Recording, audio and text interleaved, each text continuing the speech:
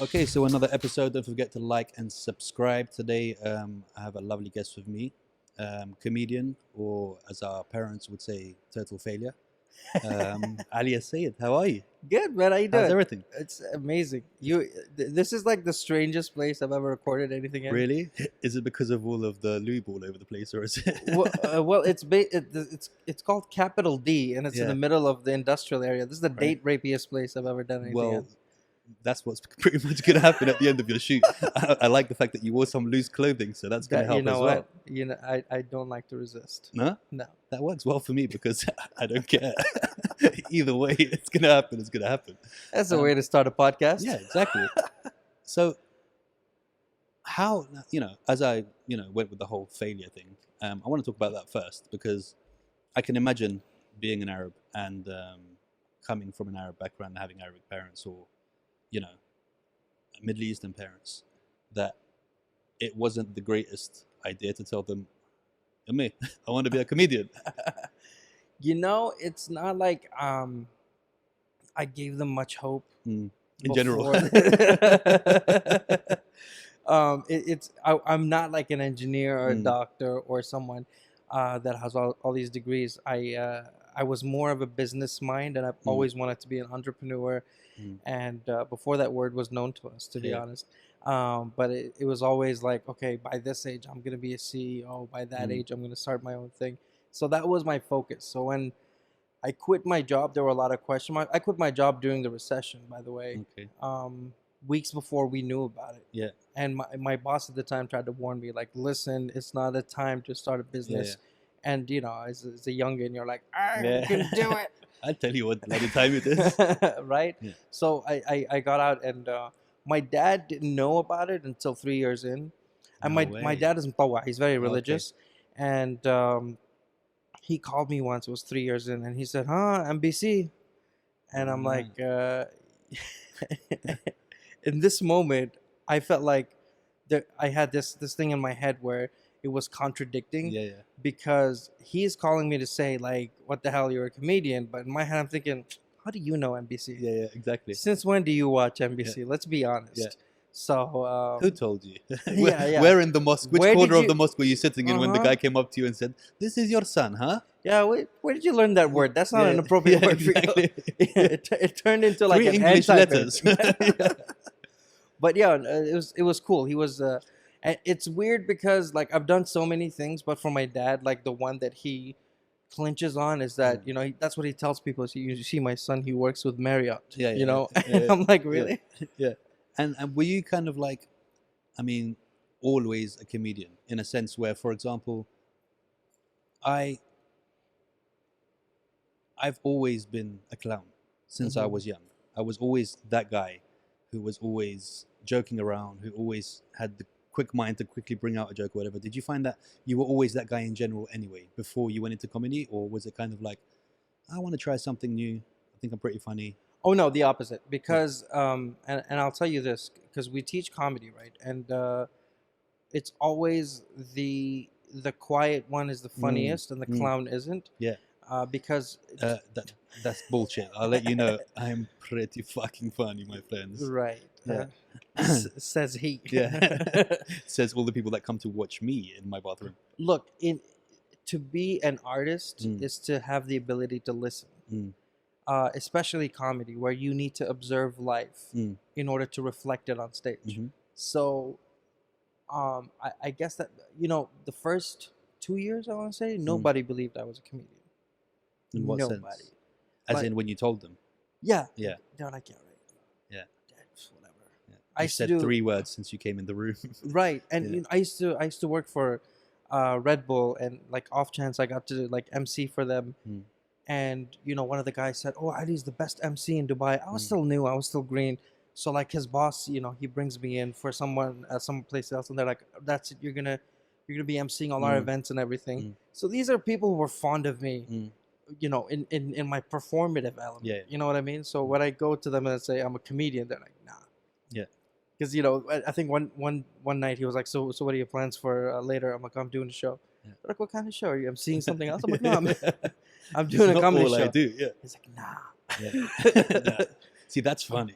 Yeah, it is. Yeah. What happened was I had to train myself to bring my comedic, performative element Mm, to meetings, mm, because I'd go into meetings and everybody will be discouraged. mm. Actually, there are many times where if I do a corporate event and I turn up, I see the disappointment Yeah. in the client's eyes Yeah, when yeah. I arrive. I see them get nervous, like this guy. There's no way this guy is gonna be Yeah, funny. yeah.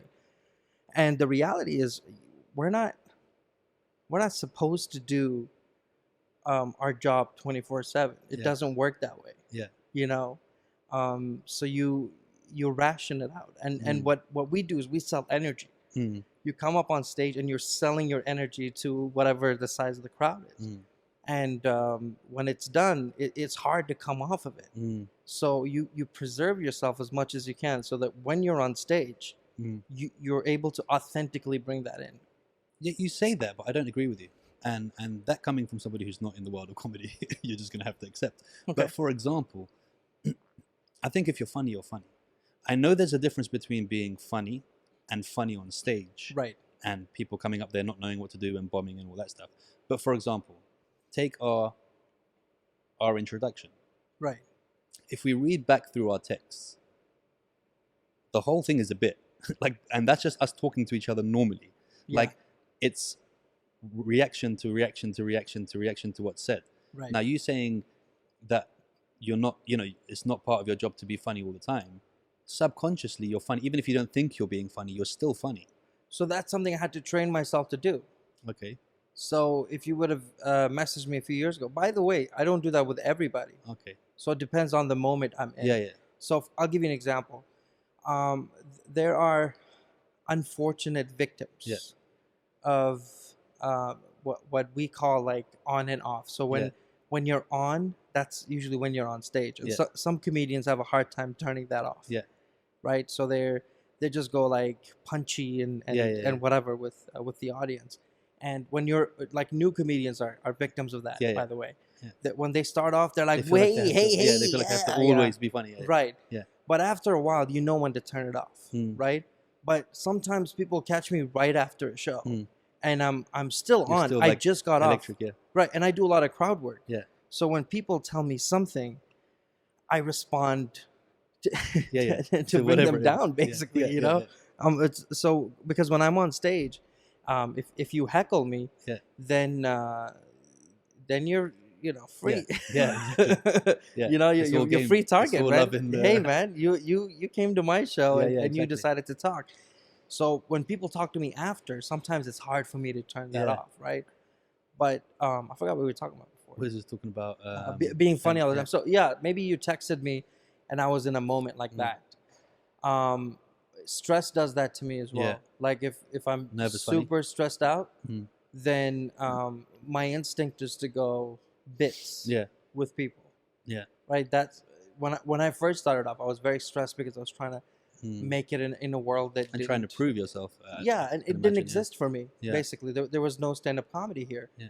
So I was very stressed out, and always meetings, and always getting no's and rejections and all that stuff. And the best bits that I had at the time came from driving in the car, being completely stressed out, with 15 minutes to go on a 30-minute journey. Yeah. To make the next meeting. But I guess that's the way I deal with life. Well, some people are like that. Some people like can only laugh at funerals. Do you know what I mean? Because when they get nervous, they just That's they, messed they, up. no, but they don't know how to deal with things. There are people that are actually like that. You tell them some bad news and they laugh. Even like somebody died and they're like, One of our comedians said she had that problem when she was a kid. Mm. That she would laugh when she was nervous. Yeah. That's crazy. So when you first initially, so you could say that you're the pioneer of the comedy world here. I used to say that. I don't like saying that because I don't believe we reinvented the wheel or created something. No, but you brought something that wasn't here. Yeah. Well, wasn't here in a sense of It's on stage. it's a weird. I'm sure there was funny people It's a having weird conversations credit to say. around. I met this British girl. I mean, I'll take it. It's fine. If you don't want it. Yeah, you would. I need to be a pioneer or something. No, I met this British girl, and she told me this was a bit earlier on in my career, when titles were important to me. And she said, oh, you're a comedian. My dad did the first comedy nights in Dubai. I was like, Yeah, girl. no. Yeah. And it turns out this was probably in the 70s. And Dubai was a lot more conservative. Mm. So they used to run comedy shows in Sharjah. Okay. In Sharjah. In Sharjah, they had a venue there, and they would like it was like almost like a variety show. So people get up Yeah. and do stand up, and they would do like they'd have bands and stuff like that. I'm like, Yeah. can I please talk to your Yeah. father? This is Is so there any exciting to me. footage of this at all? I Yeah. would love it because look, and people like to do first this, first that, Mm. and all these titles, but societies existed Mm. for thousands Yeah, of yeah. years. Yeah. Like I'd like to think that maybe I don't know somewhere in Egypt Mm. 2,000 years ago there was probably a comedian, Yeah, and he also had to be funny, or he was going to get his head chopped off. basically. Yeah, I think like the nerves there were a lot stronger, the will to do it. But they were more into magic though, so it was probably Yeah, like a true. funny magician. Yeah, right. It's like, okay, guys, I'm Yeah. gonna make that pyramid over there disappear. They're like, no. Pharaoh's like, what's that? We don't have any more slaves to do it again. They're too weak now. They changed. So when you first started doing it, did you find that there? I mean, how did you deal with your first bomb or your first heckle? Or, Okay, this is a weird thing to say, but I never truly bombed. nice. I've had tough shows. That's only because that there was, it was so new here that people didn't know what to expect. So you were rubbish, but they thought you were good because they had nothing else to put. No, my first show was to 800 people, Wow. 800 dentists. Dentists. From, That's a very bit in specific. itself. Very specific. 800 dentists from around the world. Okay. And I thought I had bombed because it was like an outdoor venue. I was so nervous. If I would have told my younger self that I was going to be performing on a stage or speaking to large groups of people, Yeah. I wouldn't have believed me. Yeah. You know? So this was my first. I was so nervous. It's 2008, I think. And then I walk out, and my brother, who's a very honest person, who will never. Like, I did a show where I was trying out new jokes, and then he said, "Hey, good half show." You know what I mean? Like, but he's like, he's not saying it just to be tell it how mean. it is, He yeah. is just an honest person. Yeah. So after the show, he said, "Good job." I'm like, "Why are you being nice?" Yeah. And I walked around, and this woman from the UK came up to me and said that she hasn't laughed in a long time, and that this was a great experience for her, and this is the best show she's been to live and stuff like that. And I was like, yo. Wow. And she was visiting, by the way. She didn't live here. Yeah. So for me, that's when I was like, wait, Yeah. There's something here. there is something here. Because Yeah. while I was on stage, I'm like, I played the guitar, bro, and I don't know how to play the I don't know how to play the guitar. That was your bit. But I had to fill 30 minutes Yeah. that I wrote in 2 weeks You that were I've just never written freestyling before. songs and stuff like that. Well, I did this thing about growing up on a farm, which is kind of true because Yeah. I spent a couple of years on a farm when we were Okay. kids. My dad had a farm, and I was talking about how I wrote this song and it's from the heart. And every time I go to play it, I'd interrupt it Yeah. with like a story. Yeah. You know. So you get that laugh and whatever, and then in the end, I think I played "Mary Had a Little Lamb" or something. You played it or just sang it and played anything? No, played it, but it was because I don't know how to play the guitar. It was more like din din din din din din. No, that works. Yeah. Yeah. But I think a lot of people don't realize the skeletal side of comedy, and basically, all the ins and outs that people don't realize. I mean, even now, like for example, I could sit in a room with 50 people that I know and have them cracking up on the floor, but none of what I'm doing do I know anything about. Like you were saying, punching up, punching down. That there are things within comedy that you have to kind of like structure into it, just like a song. You have a certain amount of bars, you have the chorus, you have whatever. So how did that come about with you? Did you actually learn as you were going, or were you like, I need to figure out how long this is going to take? How do I do a 3-minute show? Or so because we teach stand-up comedy, right? And in a way, that was an excellent thing for me because I had to explain it to people who had never done it before. So whatever I was doing, I had to explain it. And that really helped me understand what was going on? what I was doing. Right? I've never had a natural instinct to anything Okay. ever, except for this. Yeah. So the first time I went on, it just flowed for me. I had the timing um, that a lot of people don't have immediately. Not to Okay. say again, it's not that I've never been good at any other thing. Mm. But when this started, and this is why it felt supernatural to me, Mm. that you start doing it, and I think a huge part of that is because I'm a comedy fan who Yeah. turned Me into too. a comedy nerd. Yeah. Yeah. So for me, like I had so much passion and respect to this that Yeah. I'm like, yes, this is what I Yeah. want to do. And then you get to like once or twice a week sit down with Mm. a group of people who are trying to do this for the first time, Mm. and you try and explain them how it works and how to speak and why it works for me. Mm. And I'll start bringing examples, and these examples kept growing, right? Mm. So I would give them example of performing in a small tiny club, and then over the years I'm like, so I was doing the show in New York and I Yeah. didn't know the audience. Oh, I did this show in wherever. And these examples kept growing, and I kept growing with it while I was talking to these people for the very first time, or haven't done it before, right?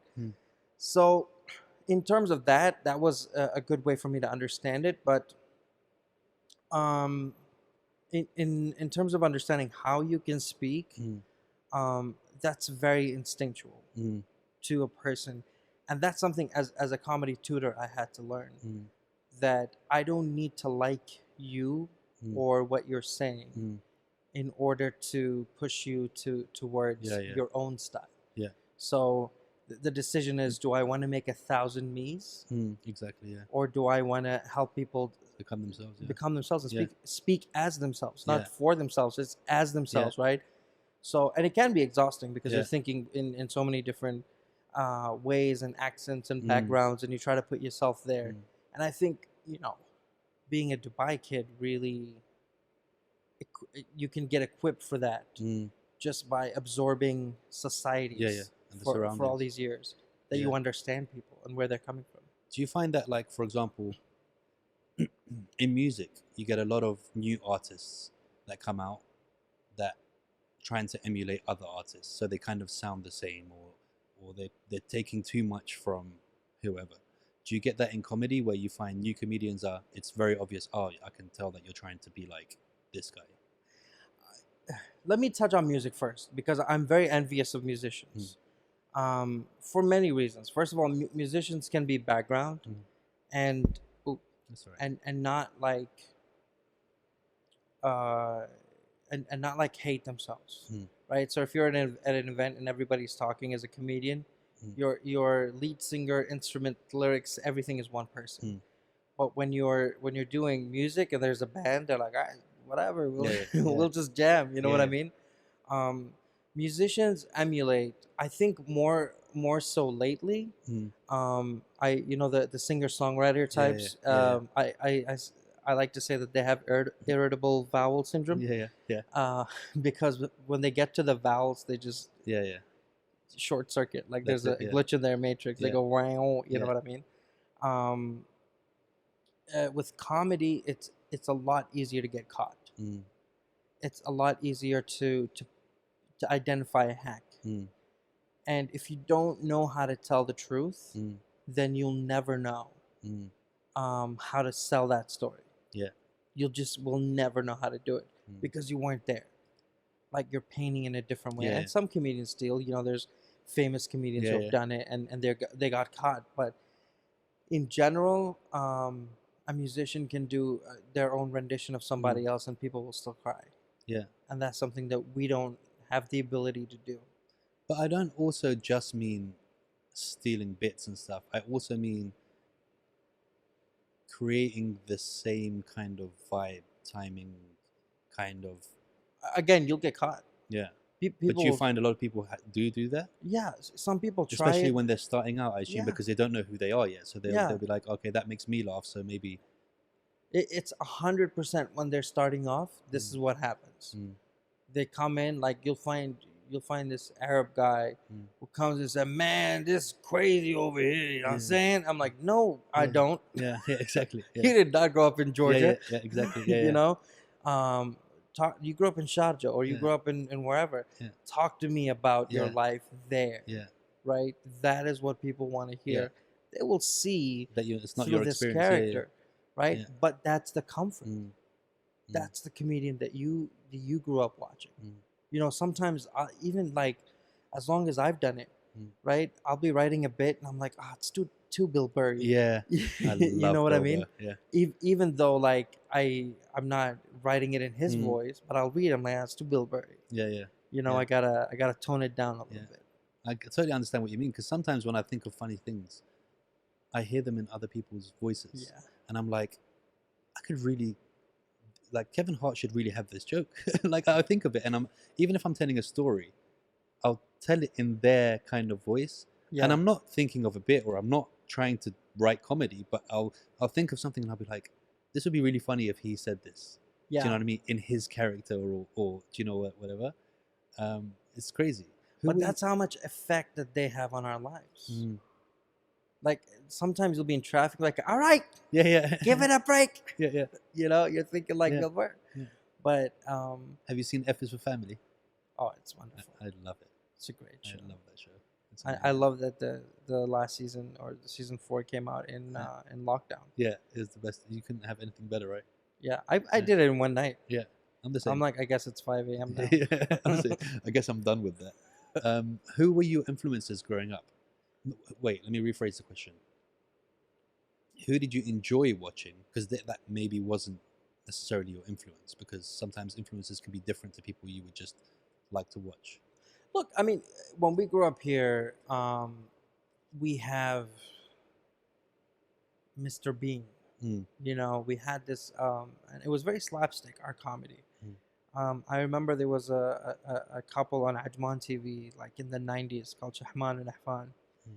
And they were just doing whatever bits, you Mm. know what I mean?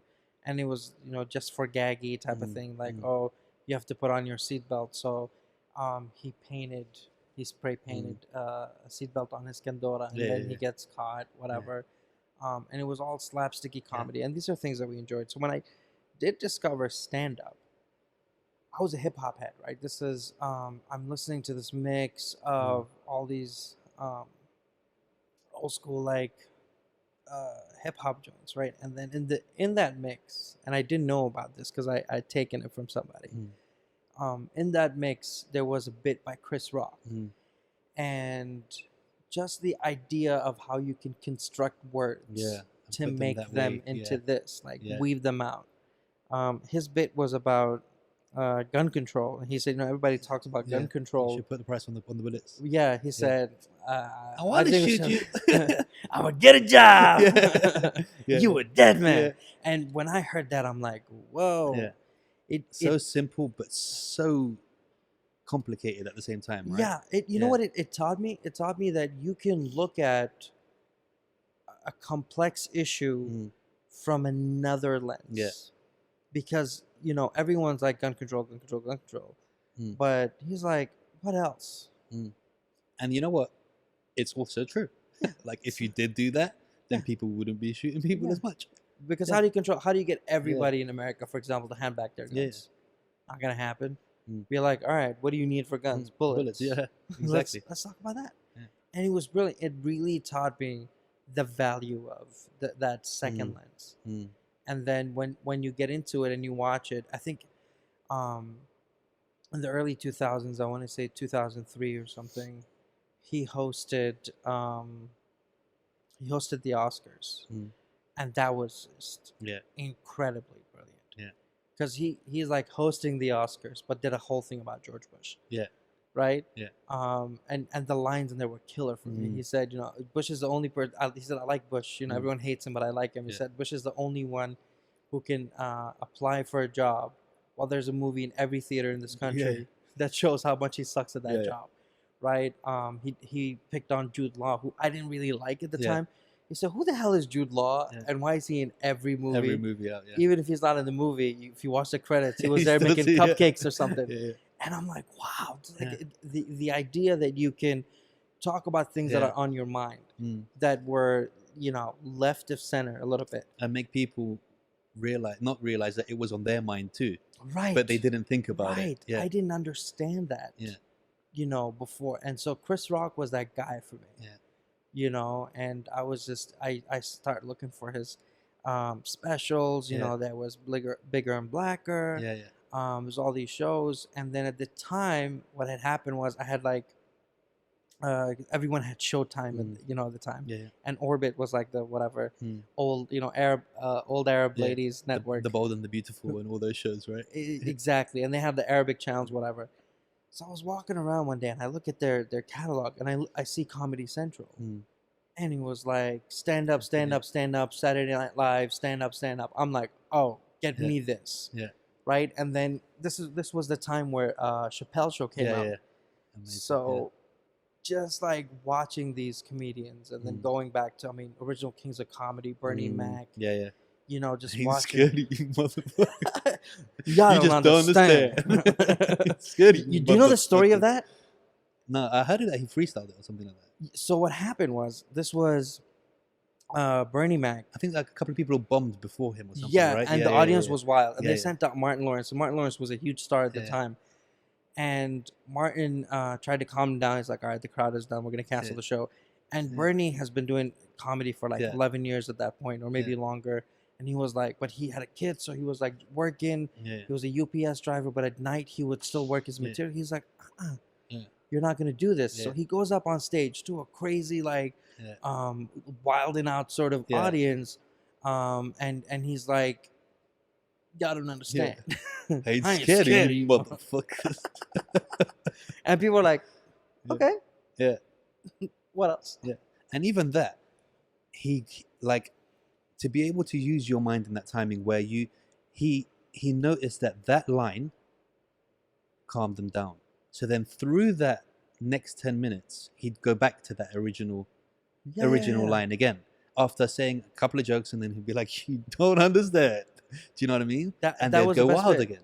Because when he started, he said, "You see, I'm gifted. Yeah, yeah. I'm I'm heavy blessed. structured. If I I'm put mine out, the big-boned. whole if I put mine out, the whole room get dark." Yeah, yeah. You know, and it's just one after the other saying, Mm. you know what, like what you got, I got it. Yeah. You know what I mean? I'm not afraid. And it tells you the type of comedian he is, because so many others give him Mm. that script. It's the Most comedians give him those words. Yeah. They're not gonna do the same thing. it's the final penalty taker in the World Cup. Do you know what I mean? Yeah. Like nobody wants to take that last penalty that will win the World Cup, but him, it was like, I'll take a penalty. Hell Do yeah, you know what I man. mean? Yeah. Can wanna I take- be yeah, number can- 5? Yeah, can I take that penalty? Yeah. That's crazy because I remember growing up, I had a weird childhood. My mum was really into Michael Bolton. My dad was super into Barry White. And I remember one day, he said, "Come watch this." And it was Richard Pryor. Oh wow. And I wasn't supposed to watch that. But it was so funny that he was willing to give me the benefit of the doubt and let me watch that because he knew, look, I know I'm I tell you be polite, but you're gonna watch this. I'm sorry, you can't miss this. I'm not gonna take this away from you. And I remember from the second he put it on, my mouth did this. The whole way through, the thing finished, I was like this. What the hell? It was so good. And I was pissing myself laughing all the way through. And it just opened a new world to me that I was just like, what is this? Like, what is this? Like, who is this guy? Why is he so funny? Do you know what I mean? And See, it that's was the thing. amazing. That's what was supposed to happen. You know, Richard Pryor changed the face of comedy. Yeah. Because I was talking about honesty before, right?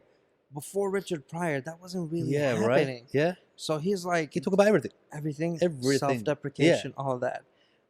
When we had Dave Chappelle here in 2015, I went to that, I think. you In did? Skydive Dubai? Yeah. I went to that, yeah. So backstage, there was all these. Were you there? Did you perform? No, I No. was working on the festival. Okay. My show was, I want to say like 3 nights before. Yeah. So we were back, right? And there was all these comedians who, you know, removed Dave Chappelle, Mm. and they would be bombarded at a mall or Mm. wherever for pictures because Mm. they're like, you know, big YouTubers Yeah, and yeah. stuff like that. People go crazy over them. They love them, and they're from all over the GCC. And they were standing there and whatever, and then it was like Dave had his back to them. Mm. And he was standing, not on purpose. He was talking Yeah, to yeah. someone, and they were all standing there waiting for something. So I went up and I said, "Hey, Dave, these are young Arab comedians. And then he turns around and he starts talking to them and whatever. And I got busy, whatever. And then I came back at the tail end, Mm. and he said, anyway, I'm glad I got a chance to talk to you guys. And then he said, Richard Pryor never got to see the generation that he gave birth to, Mm.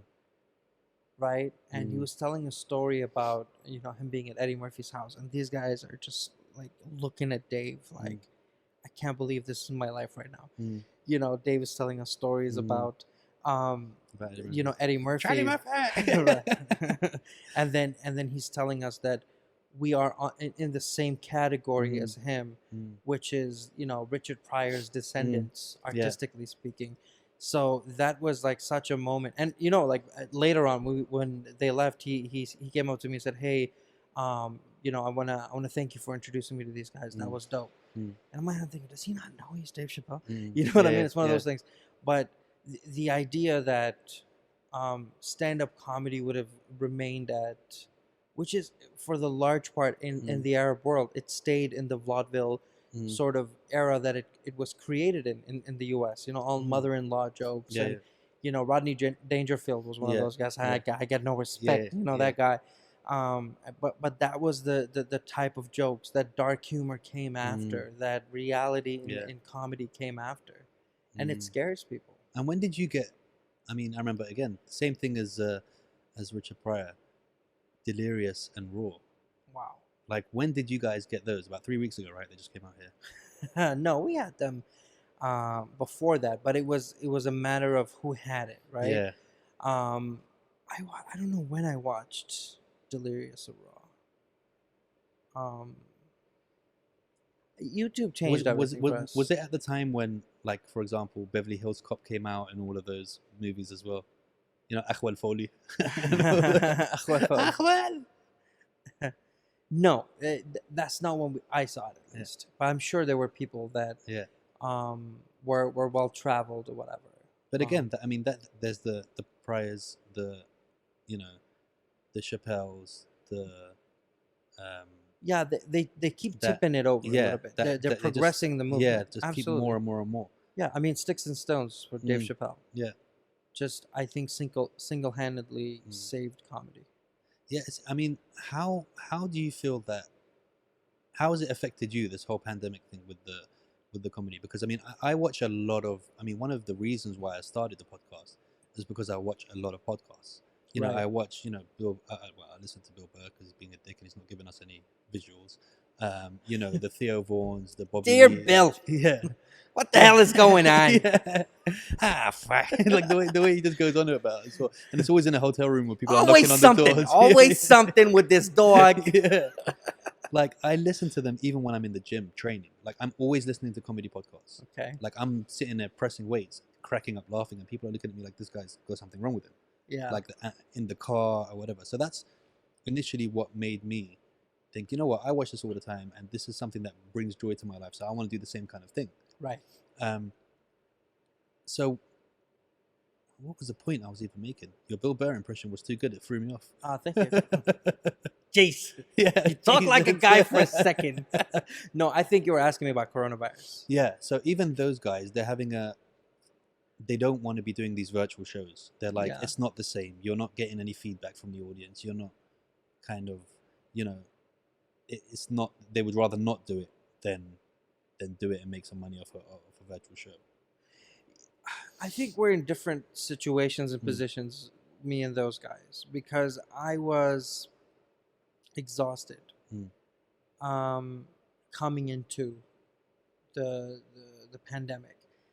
And the reason for that is Bill Burr, for the most part in his career, like, he had to work on his act. He had to work on, get his name out there. There's a lot of hard work that goes into it. But on top of that, I have to work on putting together shows, coaching comedians or aspiring comedians, talking to clients, getting screwed over by clients. And it's been like 12, 13 years of just damage. That because there isn't that kind of system that they all have that's already there for them to kind of look after all that kind of stuff. Well, they have the clubs. They have non-comedians running these things, right? And what happens is, in people want to do shows, Mm. like young comedians want to do shows, but in a place like in a I like to call it a comedy mature city. Mm.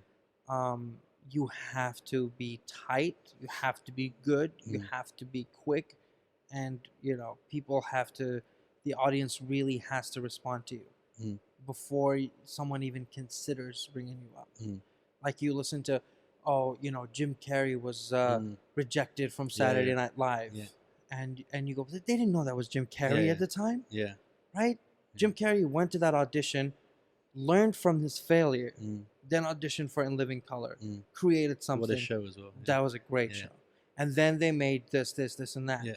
Right? So, oh, they never picked. What an idiot, Lorne Mm. Michaels. Lorne Mm. Michaels launched more careers in comedy than Mm. anybody. Yeah. You know what I mean? Yeah. Even your favorite, like Chris Rock, for example, Mm. my favorite comedian, was on SNL, didn't do very well. Mm. That was not the natural environment for Mm. him. But that paved the way Yeah. for the amazing stepping specials. stones, That's yeah, a paved way that for him to be able to executive produce and star in Mm. and write the new Saw movie. Mm. Mm. 3 decades or 4 decades later. Yeah. So when you're talking about comedians progressing, it's a series of failures that make you good and make you better. What happens here is, and I sound like a hater saying it. I've been called a hater for saying it, but it's a reality that I'm going to keep saying until we all realize it. There's too much congratulations that happen. Yeah. Everybody gets a medal, huh? Everybody Yeah, gets yeah. a medal. It's like, oh, dude, you're so funny. Yeah. Yeah. And because Dubai is a transient city, Yeah. you have people who fly in, new job, whatever. Okay, Yeah. we're doing a corporate event. We need a comedian. We need an artist, and they'll be like, oh, we had a comedian in the UK. It was great. Everybody loved it. They brought the house down. Then they look online, and they find this profile that says professional comedian. And they send them a 2-minute clip that is hilarious, and they go, "Oh, this is amazing. Yeah. We want you to perform for 45 minutes." Yeah. I've been doing, if you calculate all the shows I've done in my life, I've done more corporates than I've done public shows. Corporates is my bread and butter. Yeah. I have never agreed to 45 minutes. That's a long time, dude. In a corporate, nobody wants you to laugh. Yeah. Nobody wants you you there in the first place. Yeah. No, the Yeah. audience is like, who attends corporates? Just the people that are there. Mandatory if you're a Yeah. staff, Yeah. or networking. Yeah. This is time away Everybody, from yeah. people's Lives, families. I'm not saying I haven't done 45 minutes, Mm. but I've never agreed to 45 minutes. Mm. If the show is going great and the client Then gives you me just do it. the Yeah. signal, Yeah. I've done 45 minutes before. Yeah. But a corporate audience, Yeah, it's the worst, right? dude, Dave Chappelle has bombed in front of a corporate audience. Not just that. It's Chris like Rock just had this article written about him yeah, while he was doing Tambourine that he bombed in front of a corporate audience. yeah, but also you got to remember, there's always going to be haters and hecklers in general, even in shows where they've paid to come and see you. There's people who paid to come and see you and don't even want to be there. Right, but when Let alone you pay a to come and corporate. see me, That's what I'm saying. Let alone a corporate place where they said, "Look, today, guys, we're doing this." in Dubai. Yeah, yeah, So, and this is what I try to explain to newbie comedians. Think about this: you got a CEO that's probably from France or wherever. Mhm. You know, I'm not saying all CEOs are from France. Yeah. I'm saying hypothetically. yeah. But we also know you- that all French people are. No, you know what? I can make French people laugh. Not to sound coquilla. No, I don't mean that they're not susceptible to comedy. I just mean they're just like. I disagree, but your Britishness. French and Germans. I'll allow your Britishness to have reservations. exactly. But you'll have that, and then you'll have, the office boy who's probably from South Asia. Yeah. You know what I mean? Yeah. Who are you gonna make laugh? Yeah. Well, most people go for the CEO Yeah. and the 5 other Europeans in the company of 800 people. Yeah. I'm going for the office boy, Yeah. man. The CEO can afford a comedy show. Yeah, exactly. He can't. Yeah, This guy. that's gonna make his week. This Yeah. guy will probably never go to a comedy show. Mm. Not because and maybe I'm not saying this in a way that it's just not part of the culture. Mm. I'm not gonna go and spend money Yeah, to see a go comedy show. When I can He'll feed myself for 3 weeks with that same money. right, and Yeah. he's gonna be watching stuff on YouTube. I'm not saying they're not they don't understand comedy. Everybody, if you can laugh, you understand comedy. Yeah. But the idea is Why do you keep fighting with this mic? I because don't this mic understand. is What's your stupid, beef, man. dude? The mic is so stupid. You know you can move it, right? Yeah, it's so stupid. It's just I don't mine doesn't understand. do the things yours does. Yeah, it does.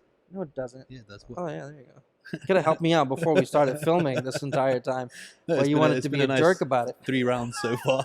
I don't know. I'm gonna have to look at the judges and see who's winning, but Yeah. So, and this is what I try to say. Make put it a make bit the. closer now because now you disappeared. There you go. I'm loud enough. There Don't you worry. go. There you go. I keep telling them that this is make the little guy laugh, Mm, because there's a lot of little guys mm, in the world, and they connect to comedy in ways that rich people don't. mm. Um, and Yeah, because they want it. Yeah, but man, life is life, man. yeah. You Life's know, hard like enough. after these Yeah. corporates, I'll get like so many people, from what we call support staff Mm, in corporate. They would come up to me and start telling me bits mm, based off of a bit that I did. mm, They'd be like, "Oh, sometimes I get a phone call from a colleague and they say this and they do that." mm. And honestly, it is the worst delivered joke I'd ever hear. Yeah, yeah. But I love seeing Mm, that I made somebody who's a stranger mm, walk up to me, another stranger, mm. and try to make me laugh. Yeah, yeah.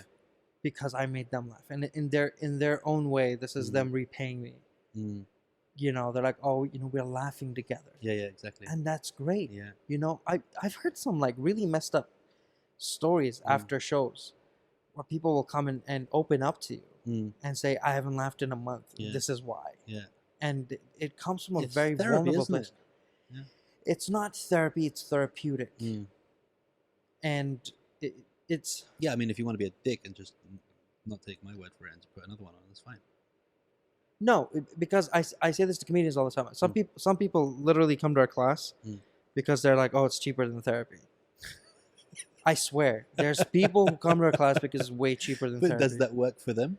Is it not a truth for them still? Absolutely, but But it's not for you. but- You're just like, yeah, but this isn't therapy. So no, can no, you not? but I'll tell you this: Mm. I'm gonna activate a certain part of you Mm.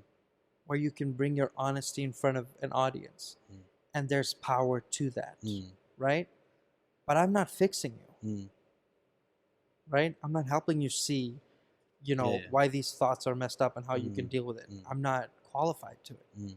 But the other side of that coin is the audience doesn't care Yeah. if you don't have a punchline to go along with Yeah, that yeah. story, Yeah. right? So it's not therapy, Yeah. it's therapeutic. It feels therapeutic, Yeah. but don't go up there and cry. Yeah. Yeah. Yeah. You still got to make people laugh. Do you find yourself when you're listening to comedy or when you're watching comedy that you, because you teach and because you're a comedian, that you find yourself kind of deconstructing things instead of just listening? Oh my God, it's the worst thing ever. Yeah. You can guess 9 times out Yeah. of 10. Yeah. You can guess the joke. Yeah, But But I'm not a comedian, and I do that a lot as well. I'm just like, and my wife's sitting next to me cracking up, and I'm like, you didn't see that coming, babe. It was you're a critical thinker, okay. which is what But I'm like that with movies as well. Yeah, Like yeah. about horrible. no joke. About 5 minutes into the movie, I'm like, yeah, it's so obvious what's gonna happen. it's horrible. But a friend of mine who's also a comedian, and he's my senior, if you will. He's he was on SNL and he did everything with everyone type of guy, so he knows what he's talking about. He was describing himself at a movie because I'd asked him, like, he was at the premiere of it, and I asked him, like, how'd it go? And he said, you know what, the first 10 minutes I was just like thinking, oh, he could have done this and he could have done that. He's talking about Eddie Murphy, right? He could have done this and he could have done that, whatever. And then like 10 minutes in, I'm like, yo, Just watch. just shut up Yeah, and yeah. watch. Yeah. And he said, when I did that, I enjoyed the movie. Yeah. And I learned that from him in a sense that, and I took it a little bit further in real life. Mm. When I'm talking to somebody and they might be saying something annoying, just shut up and listen and remove judgment, because my job is judgment. Yeah. Yeah. Just remove judgment and enjoy Yeah. Yeah. the aura that they're The second, presenting. Be present. Yeah, the presence it really helped me with that. By the way, sometimes, like, if we have a lot of classes and you'll be telling me a story, I will be dying inside. Yeah. Dying. And fixing your story in my head. I'm Yeah. like, all right, listen, you said so many words. These are details. Yeah. You're escaping. Like all these terms that I tell, I tell my students. like, oh, you're making excuses, you're justifying, you're doing Yeah, this, yeah, just get to the point. You know what I yeah, mean? yeah, yeah, I'm like, I can make this story 20 seconds yeah, for yeah, you, probably save a lot of yeah, relationships yeah, for you. exactly. Yeah, But then when you think about it, it's like no other yeah, person in their life is sitting there going doing less that too. Yeah, yeah, words. You yeah. know, they're very interested in what this person is, Mm, and it's just me. It's my head. mm, I'm trying to control how people speak because I gotten used to mm. speaking in shorter Yeah, I mean, but ways. it's the same thing. It's also kind of instinct as well. Because I mean, when I was in the gym a lot, working with clients and all that stuff, Do you you know, work that into every conversation? no, no, no, Every podcast, no, no. I you're wasn't probably even like, talking about yeah, being you know, it buff. reminds me of when I was working out. You know what I mean? No, no, no. It's just I'd say that I'm more Abercrombie and Fitch, and you're more Applecrumber and Fish. You know? No, I so think you're Abercrombie and I'm Fitch. so I'd be with a client or whatever, and I'd see someone doing something terribly wrong Yeah. while they're training, and my instinct would be, let me just go over there and just help you and be like, sorry, dude, it's just my advice that if you do it this way, it's a lot safer, it's a lot better, you're going to get more muscle connection, blah blah blah blah blah. And then after a while, I'd find that some people would really appreciate it, and they'll be like, "Oh, thanks so much, man." You know what I mean? And then other people, they'd get this kind of broness about them, where they'd be like, "Oh, yeah, all right, kind of cool," and What they'd do you still think you are? carry on doing the same thing again. And I'm like, "Dude, I'm only trying to help you. You're working triceps, but right now you're doing anus. Like you're not doing triceps. You're not. Your whole body posture and everything is. Don't be a bro. Just listen to me. I'm not saying it in. I didn't rip my shirt off and just start flexing abs when I was telling you. I just said, hey, dude, Right. if don't mind if I give you a bit of advice. If you kind of lean forward like this or put your arm like that. So after a while, I was like, I'm not going to talk to anyone anymore. But then I was like, nah, forget that dickhead. Just because he didn't appreciate it, there's a lot of other people that will still appreciate it. You know, I used to do that, but Yeah. with like tour guides. I would follow a group and then listen in and then tell my group. Tell them what to do as well. We were in Turkey at Hagia Sophia, and this tour guide was, he's talking to these American people. He said, over here in the back, we have Bismillah. Have you heard Fred Mercury when he says Bismillah? And I'm like, why didn't I know that was Bismillah? Dude, tour guides are the funniest people without even knowing. I remember being in Egypt once, and the guy was just so lazy and his English was so rubbish. So, Egypt is the mother he of was the just whole like, world. he was like, Zer, Sphinx, face man, body lion. So he wanted to say, الوش وش الإنسان والجسم جسم الأسد. Yeah. So he was, by the way, for all my white listeners, we weren't planning some kind of bomb right there. I was just speaking Arabic to him. So just calm down. It's all right, okay? So you don't owe them an explanation. no. Some of them are subscribing, and some of the comments They're can get a bit. Patreon-y. Yeah, right. Yeah. So he literally broke down the words face man, body lion, and that was it. Move on. Let's go. And I remember thinking, do you not want to elaborate? Do you not want to kind of tell them Do you want to properly? explain what just happened? Yeah. And I remember all the English people just sitting there looking like, okay, cool. Yeah, And then moved but on. going back to that thing you were saying, going up to people at the gym and trying to do that. Why do you think that is? Maybe because I would oil their shoulders while I was telling them. No, I'm saying, why do we feel the need that Because we we're have to genuinely correct? nice people. Because But we are. why do you have to correct the world around you? No, there's a difference between correcting people in a negative way and correcting people in a positive way, because then it doesn't become there's correcting from a king of douchebagistan way, where you just want to be the guy who goes over and says, hey, look, I'm obviously more ripped than you are, follow me. Yeah. And there's one that's saying, hey, dude, for best results, I would rather you not waste another 6 months doing it wrong.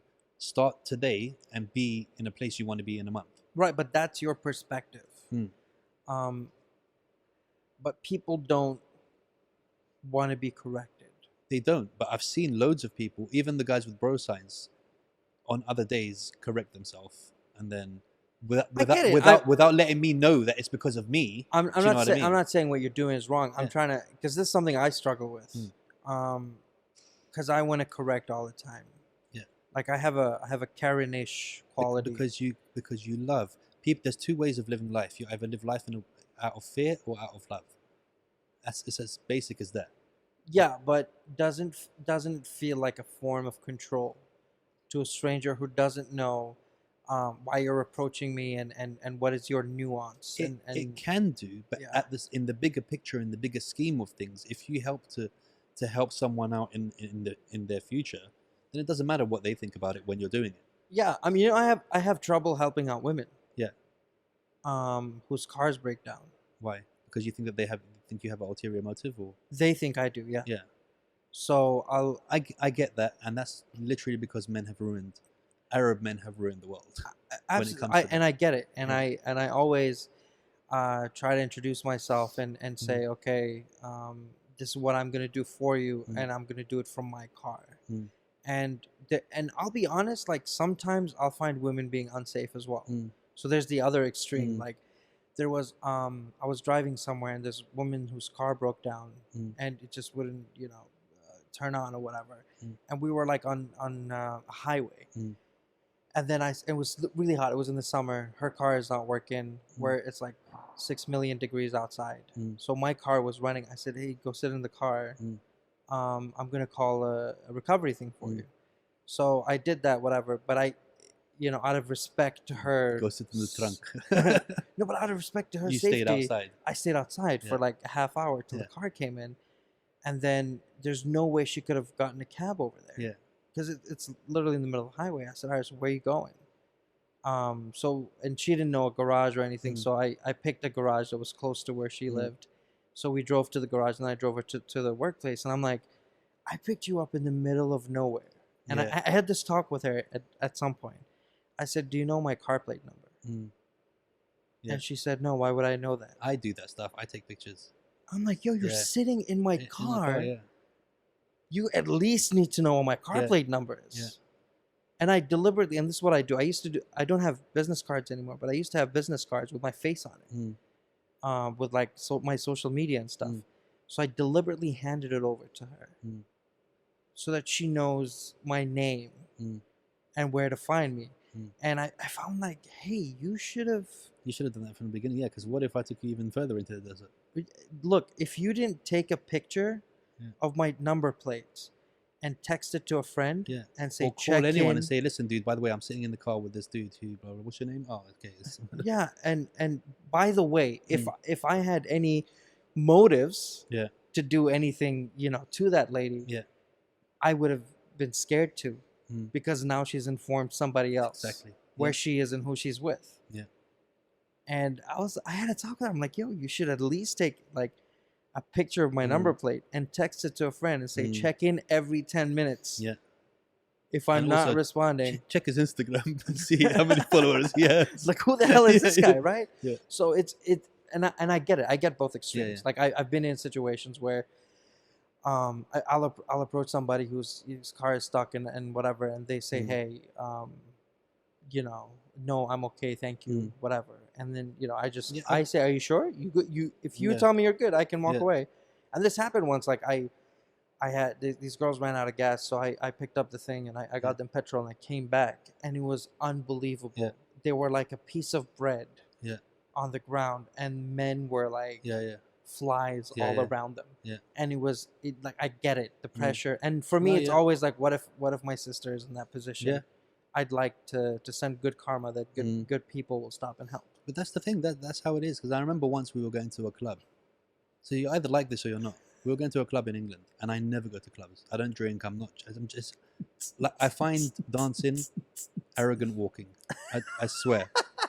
I don't see the point of it. That's I really don't That's see the the. dumbest thing I've ever heard. I don't see the point of it. I just don't see the point of it. Moving your body in How stupid do you ways say- to music. Yeah, I just don't see. Do you the point. see the couple over there, Yeah. the arrogant walking? Yeah, they're arrogant walking. That's what it is. Do you Like, mean I dancing? I understand stuff like salsa, Yeah. partner work, where you're actually doing something. But standing there like you're on ecstasy for no reason, just fist pumping this, it just It's makes called feeling the music, bro. Yeah, yeah, yeah. You should try that. They can feel it somewhere else. I'll just touch the CD. So we were going to a club, and there was an old guy. You can judge that joke later. Put it there.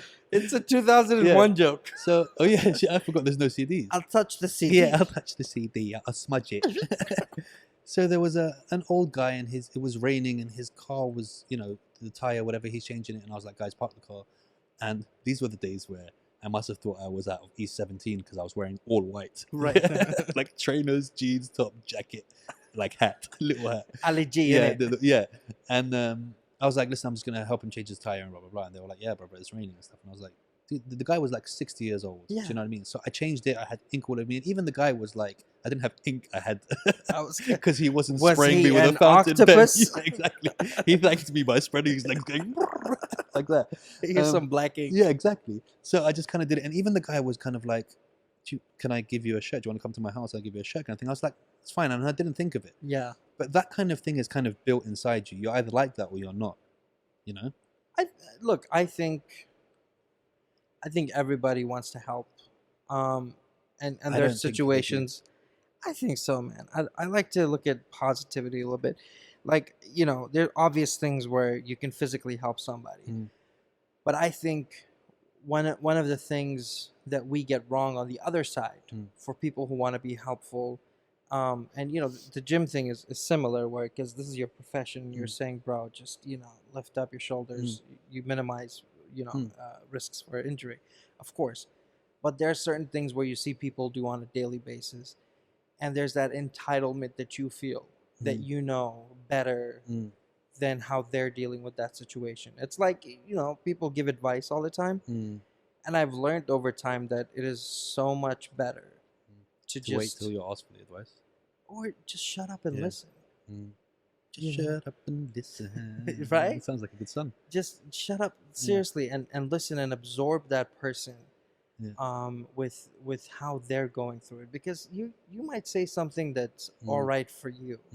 The consequences of that thing work for you, but Not necessarily going to work for them at all. Yeah. no, and it shouldn't.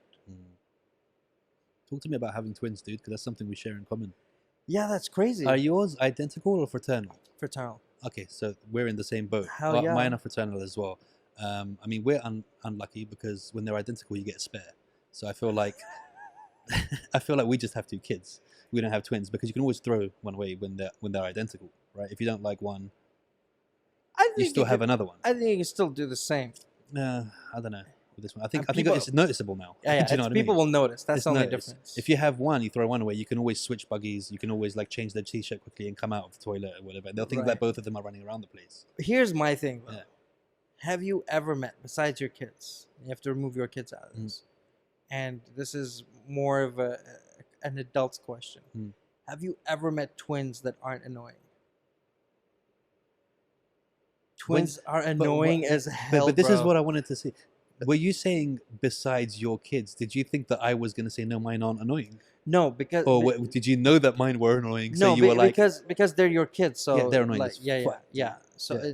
and the Yeah. the point is this, that forever, like, kids yeah. can be annoying, yeah, but like especially when it's as one. It's one is different. Yeah, yeah, no, but as adults, Yeah, like, you know, they're gonna be annoying. yeah, yeah. It's, you know, like, they're gonna be Yeah. having this conversation But for the I rest feel of their like- but lives. I feel like we're less- twins, but Yeah, people yeah. think he's Yeah. older because he's a bit taller. That's the same thing, bro. One of them looks like me. The other one looks like his mom. Oh, really? The one that looks like me, مخ ما في شوي. Uh-huh. He's nuts, bro.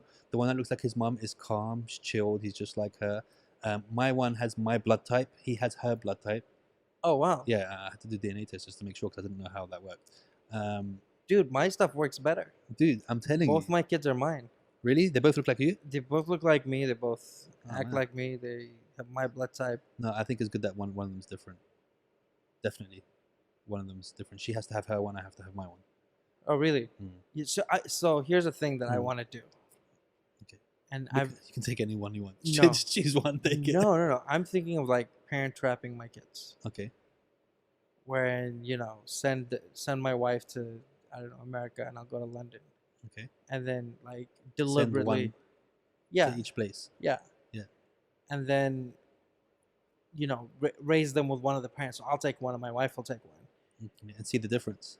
and What then, if they like, came back the same? It just showed that you had haven't nothing seen to the do with movie anything. Parent Trap? Like, you haven't I caught on think- to what the hell I'm talking No, about I yet? have, but I don't think. So we're gonna parent trap them, and then 8 years put them in the same summer camp. And see what happens. See what? And here's the thing: they are fraternal. They do not look alike. But what if they get together? It's a bit weird. Yeah, get together? No, that's not gonna happen. Do you know? They're not each other's type. Because they got bracelets, right? Just in case you give them the bracelet, you say, "By the way, listen, if you ever see anyone wearing this bracelet, do not talk to them." Don't kiss. Yeah. No, Oh, yeah. because one of my kids, 'cause they're gonna be 3 soon, but one of them is like, he his clothes are like size 5. Yeah. And he's arrogant about it. Yeah. To the other one. No, to like kids in the neighborhood. So they Yeah. met this one kid. It's a British kid who's 4.5 years old, and Yeah. he's very adamant about the half. Yeah. He's like, I'm four and a As you would half. be. Yeah. I'm 4.5. My kids are like, whatever, 2.5. And the guy is shorter than Yeah, him yeah. because my kid is a giant. Yeah. So he looks at him, and anything smaller than him is a baby. Yeah. So he keeps calling him And baby. the He's kid's like, just like, "What are you talking and about?" I he's go like- to Eton. yeah, that's Yeah, it's yeah. like, what you. I'm not a baby. Yeah, yeah. I'm 4.5. Yeah. You're 2.5. Yeah. I'm older, and Yeah. my kid doesn't get it. I'm 3, almost 6. Listen, he just learned how to speak. Yeah, but parents are like that as well, because I remember we went to the playground. So there was this woman who had this yeti of a child. yeah, Okay, this is when they just started walking, or they were just about to start walking. The kid was the same age, okay, but he was a yeti. He was like 6'3". He'd breathe like that. He'd walk around the place, and he was walking. And she looked at me and goes, "Oh, yours aren't walking yet." And I said, "Mine can tell you the theory of relativity. Your ape over there has just literally crashed into it, and he's eating part of the swing. Like, do you know what I mean? Parents are like that too, where they're kind of oh, like, they're horrible. does yours not do this yet? Well, I was like, mine speaks 9 languages. What's your one? No, he's eating another child now. Could you stop him? Do you know what I mean? Right. No, this happened recently. Like my kid is super into colors right Yeah. now. So whenever he mentions something, and you know what they're like, Yeah. Baba, look, this Yeah. random thing. Yeah. And so he'd be like, oh, this, and sometimes I'll be like talking to somebody Yeah. else, but I don't want to make him feel ignored. Yeah. So I just say, oh yeah, what color is it? Yeah. And then he'd be like, orange, Yeah. whatever. And I was talking to this one dude, and we were, and he has a daughter around the same Yeah. age as my kids, and we're talking, and he was like, see, my daughter is over the colors now. She's done all that. The colors, the numbers. Yeah. It's like, Now she's moving on to countries. I'm like, good. yeah. But what color is that? Like, Yeah, yeah, how exactly. is that gonna... And what are you gaining from that? It's so weird, right, Yeah. that parents get like that. I mean, I'd hate to be one of those parents, but my twins are the best children in the world, and they are smarter than yours. So, but I would never be one of those parents, you know? Are they? Do they fight a lot? No, not really. They Wow. kind of like barge each other and take the Really? toy, but they're really good with each other. Dude, Yeah. my kids are so violent. With each other Oh my god. or with other kids? No, they're Because all I right find with that other they're kids. good. They're all right. Like they'll fight with each other, but they're kind of cool with other kids when Yeah, other yeah, kids yeah. are around. They're Yeah. cool with it. Well, my kids are like, man, I'll go home, I'll see scratches, Really? new tattoos. I'm like, what are you doing? Yeah, no. What's going One on? of them's just like putting Hola, like papi. an anchor on his shoulder. No, yeah, Where's Omar? they're weird. Omar is gonna be away for a while. He's in pain. They caught him.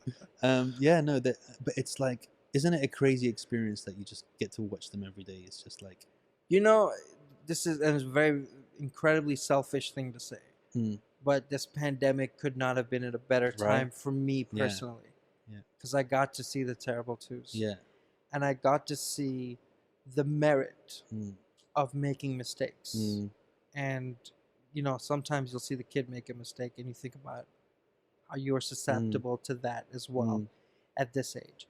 So and it's very cliche, everybody says this, I learn a lot more from my kids than I Mm. teach them. And it's true. Mm. It's 100% true, because you get to see a version of you that you once were, mm, and how life and the choices that you've made in your Mm. life have led you so far away from something that beautiful.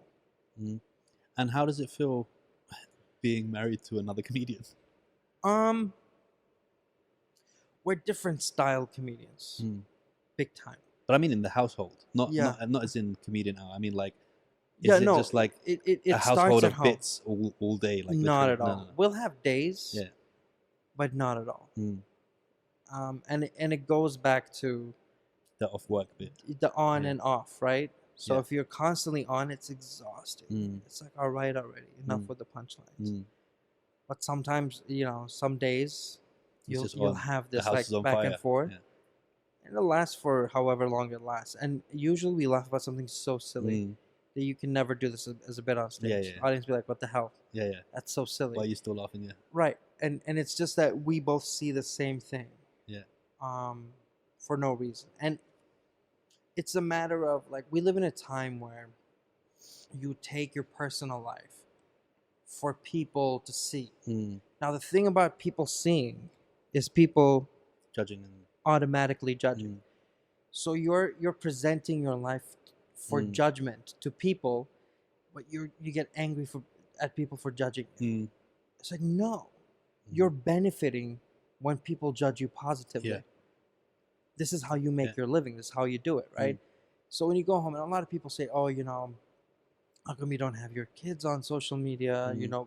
If you don't see them physically, Mm. face to face, you're not gonna see them. Mm. Yeah. And it's the same thing when my wife was expecting. Mm. Maybe Where's the 10 bump? people knew. Yeah. Yeah. If you didn't see her, Yeah. you didn't know Yeah. we were expecting. Yeah.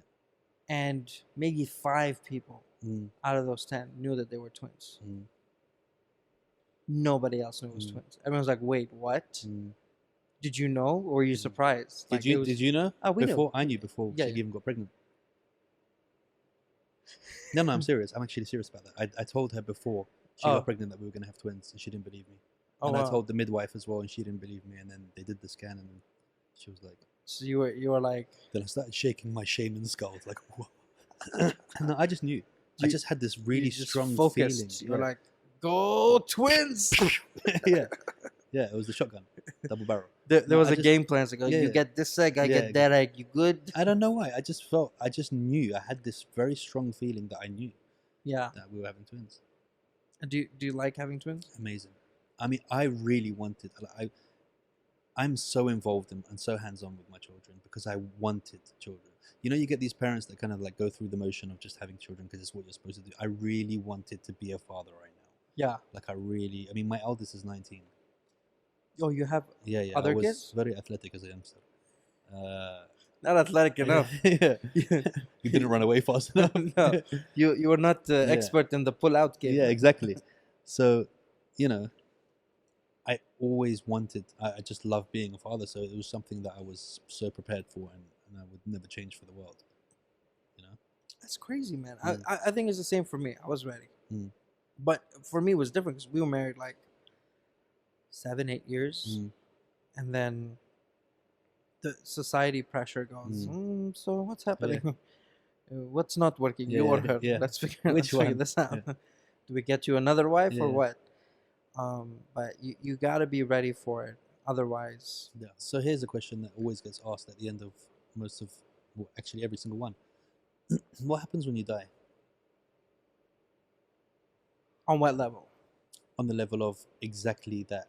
Of, I want to know, to you, in your perception, is death something that you are aware of? Is it something that you think about? Is it a part of your life? Because you'd be surprised at how many people I've asked this question and they're like, I don't know, Benga, could you just slip that headphone back in? Just this headphone. Yeah, that people are like, well, I've never really thought about it. And I'm like, are you nuts? What do you mean you've never thought about it? I don't think it's nuts. It depends on where people are in life. I think when you die, then you're held accountable Mm. for what you've done. It's like For all the bad jokes that you say.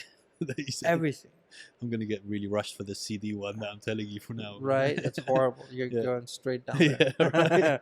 Just in No, a hell but of it's- CDs, but melting CDs. But it's not just accountability as well. It's if you've done good, Mhm. and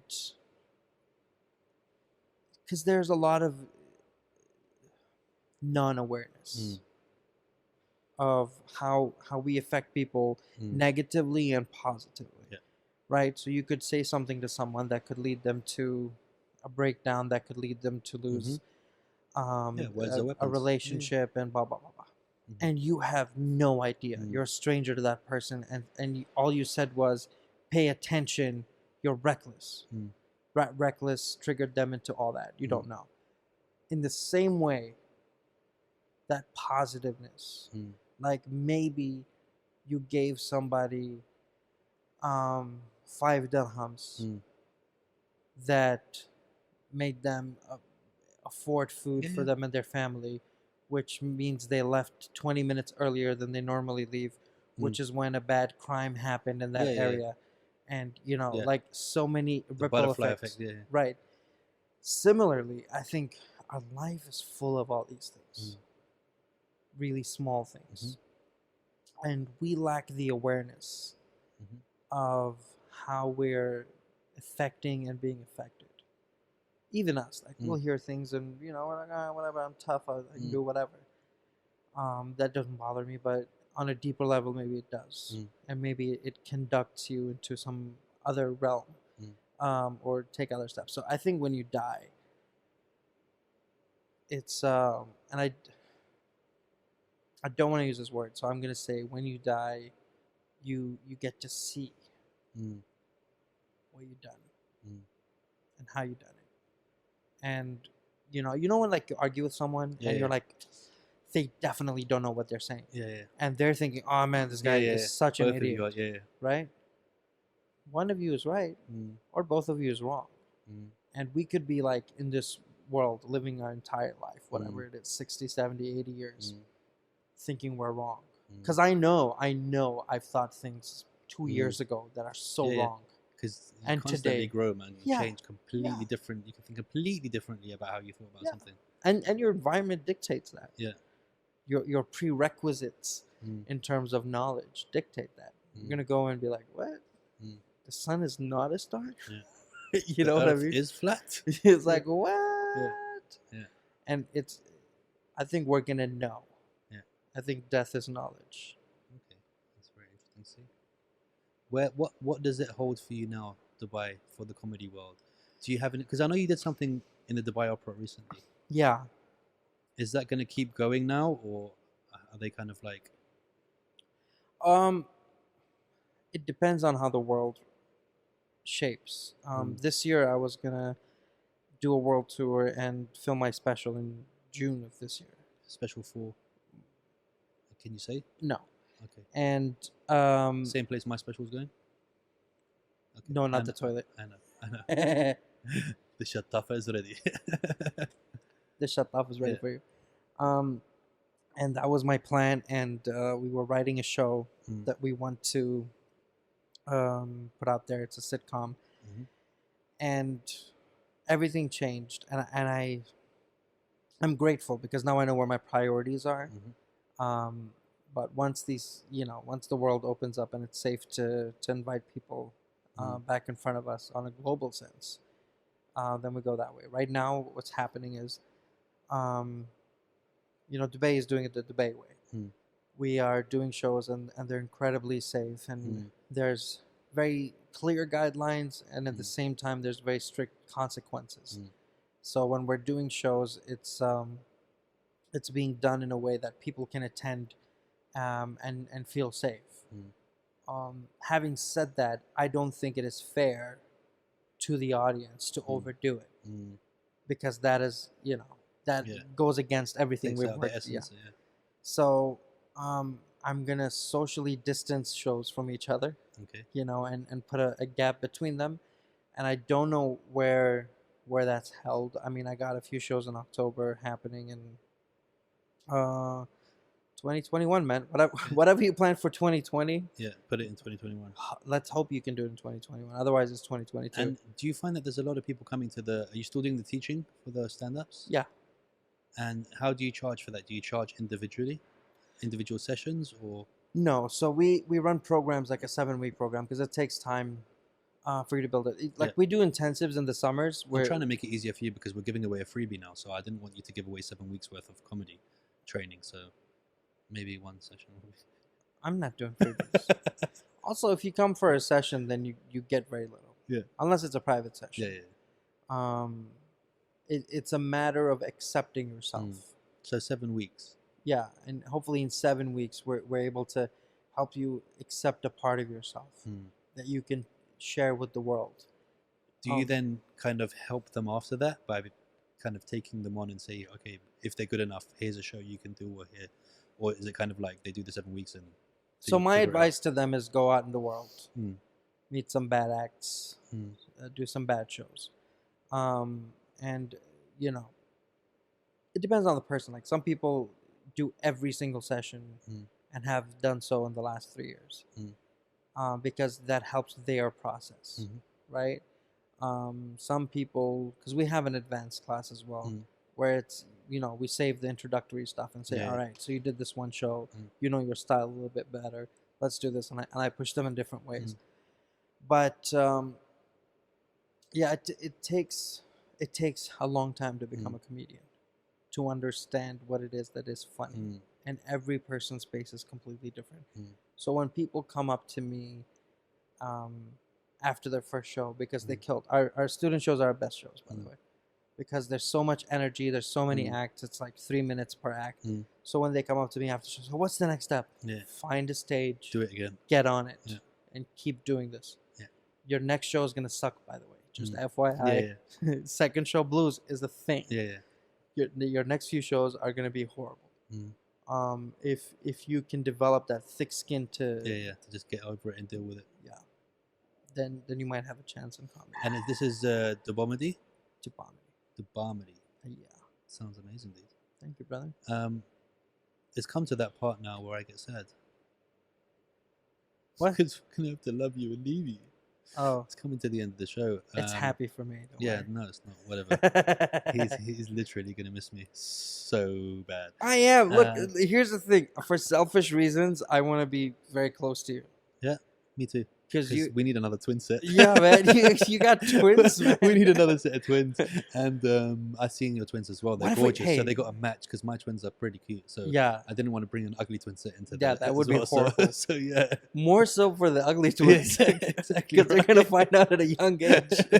Oh, exactly. I don't That they're think just not good enough. we ain't shit. No, but look, what if we do this? Get the twins on. They're too young now. Maybe in a couple years. All right. But what if we do this?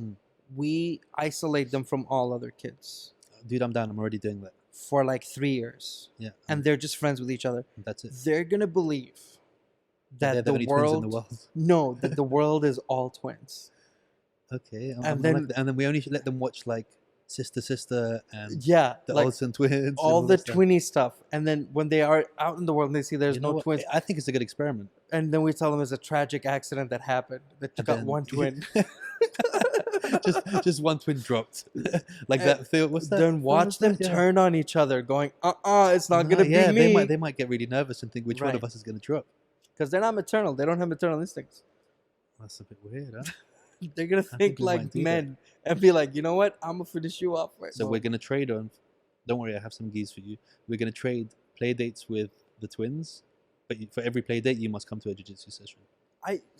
So I used to be the ring voice. What, you're going to go and stand there in the middle and start No, no, calling the rolling? You know that show NBC on NBC Action, Desert Force? No. So Actually, it sounds familiar. It does sound familiar. it was like our MMA championship for Okay. the Middle East. So I was the voice in the middle. Okay. I was like the ladies in that one, right? The Michael Buffer. You're right, the Yeah. Mike Buffer. So the Brazilian Jiu-Jitsu was the most awkward thing I've ever seen. Yeah. Ladies and gentlemen, two guys rolling really close to each other. Not even. This is it.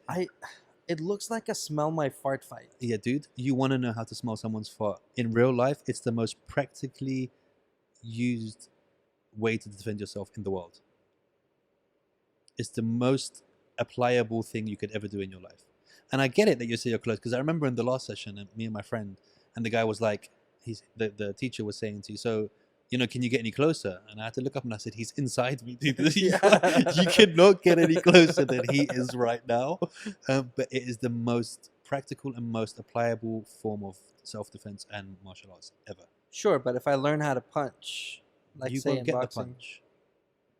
You'll be wrapped up like a pretzel, dude. You won't even know where your fist and where your anus starts or finishes, bro. I'm telling you, this is the thing. I'd like to Somebody think who's that I been- have that awareness. No. somebody who's been doing jiu-jitsu. Let me Let's let see me after. let, Yeah. let me ask you this. Have you been scratching your face with your anus the whole time or your fist? No, let me ask you this. Yeah. Did you get the podcast or the Brazilian Jiu-Jitsu first? I'm trying to see how you started copying Joe Rogan.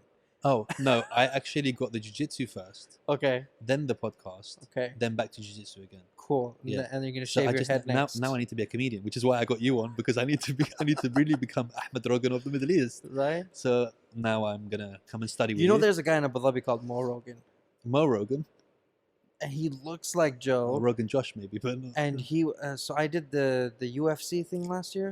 Okay. I was emceeing something there, and he was the announcer. Yeah. Like for the weigh-ins and stuff. And What? I thought it was Joe Rogan. No way. Sini But Malati guy, he's Mo Rogan. more Rogan, more Yeah. Rogan than him. No, no, it's like Mo as in Muhammad. No, he's not in. So, but I need the comedy because I'm trying to just take everything right now, and I need to start cooking steaks, a lot of steaks, and then we'll be good. I think you're more like a Dane cook. A Dane cook, Yeah. is that an insult? No, in the way that you steal jokes. It's so mean. It's No, I like that, Dane. huh? It's like that. Where can they find you on all your socials? I'm on Al Sayed Comedy. Okay, If you don't know how to spell that, just say Ali Dubai comedian. I guess Cool. you'll find me. and the Bomedy on Instagram. Yeah, we're on Instagram. We got our website, Facebook, all socials. It's the same. Dubomedy is the first three letters of Dubai and comedy smashed together. If you didn't know that, you don't deserve to be a follower of the page. No, That's how I feel. I feel like most people who follow us don't know. No, they must know. Dude, there's people who's like, oh, you founded Dubai Media, right? I'm like, no, I didn't found No. Dubai Media. I didn't found Dubai or media. Or media in Dubai. Yeah, some people are cause for concern, man. So, some people say Dubo Comedy. No, the Bomedy was very clear what Yeah. it was. This one time, many years ago, my wife won an award. Mm. And they wanted to say, because her troupe, because she's a tap dancer as well. Yeah, I saw. And then she had a troupe called like Dubomedy Soul Steppers or Yeah. something. And so they brought this MC. He's like a dancer or Yeah. whatever, and he's Iranian. Yeah. And he was on stage and he was trying to introduce her Yeah. and say the winner. He said, and the winner is Yeah. Dubode,